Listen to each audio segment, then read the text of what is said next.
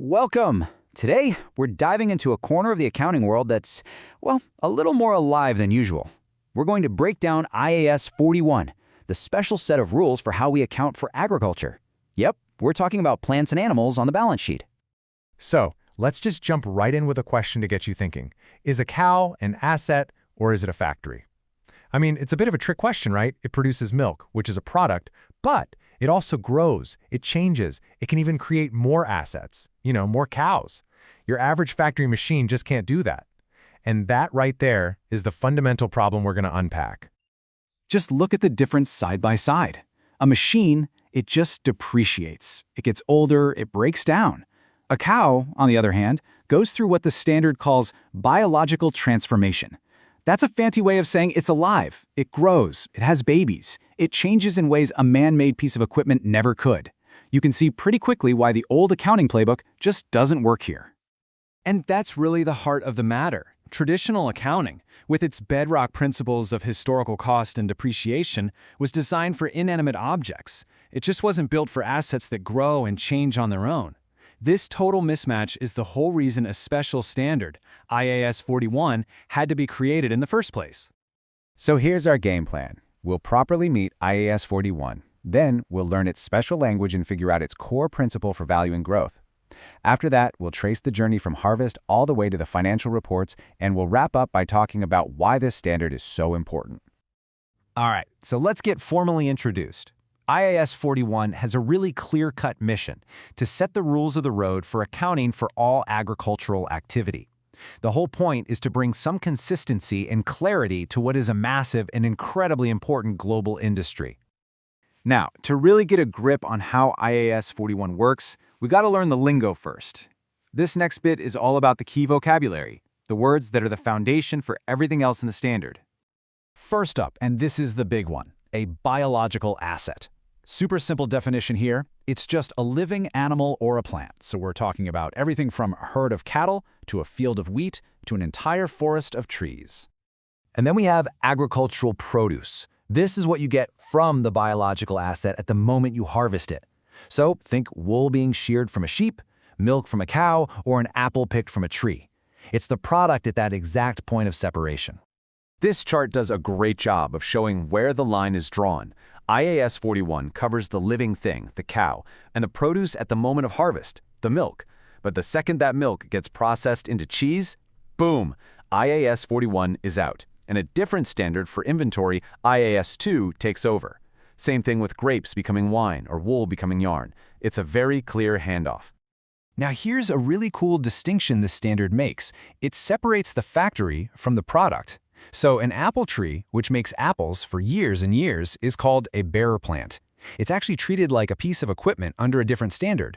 But the apples growing on the tree, that's the biological asset. That's what falls under the rules of IAS 41. Okay, so if we can't use the old methods of cost and depreciation, how in the world do we put a value on these living, growing assets? This question brings us to the single most important and, frankly, the most radical idea in this entire standard. The magic concept here is fair value.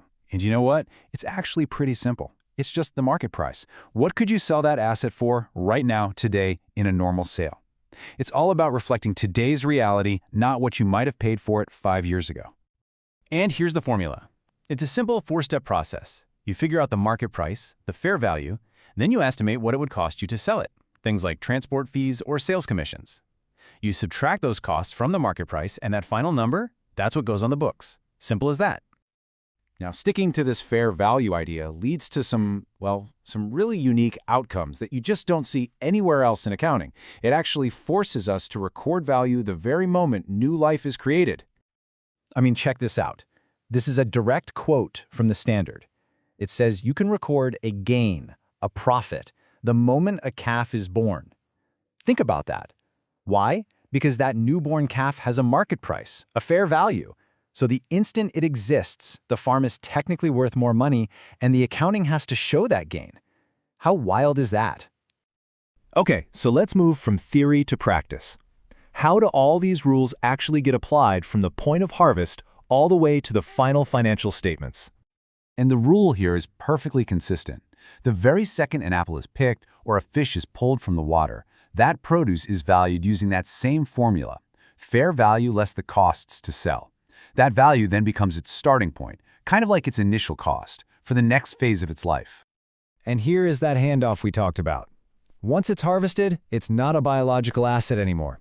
It's inventory, just waiting to be sold or processed. So, IAS 41's job is officially done, and the baton gets passed to IAS 2, the standard on inventories. The standard also touches on practical things, like government grants. It's pretty straightforward. If a grant comes with no strings attached, you can recognize the income right away. But if there are conditions, say you have to farm the land for 5 years to get the money, you can't book that income until you've actually met the conditions. It's really just common sense. So, after all is said and done, after all these definitions and rules, what's the big deal? Why does IAS 41 actually matter? What's the real impact for anyone trying to understand the health of an agricultural business? Well, the payoff is huge, especially for investors. First, you get way more relevant info, because everything is based on current market prices, not some outdated historical number. The financials actually reflect the economic reality of growth. This gives you a much clearer window into a company's future earning potential. And maybe most importantly, it creates a level playing field, so you can compare a business in one country to a similar one halfway around the world. So, I'll leave you with this. The next time you're walking through a farmer's market, are you just going to see fruits and vegetables? Or are you going to see the final step in a long biological journey, a living showcase of fair value in action? It definitely gives you a whole new way to look at things. Thanks so much for joining me for this one.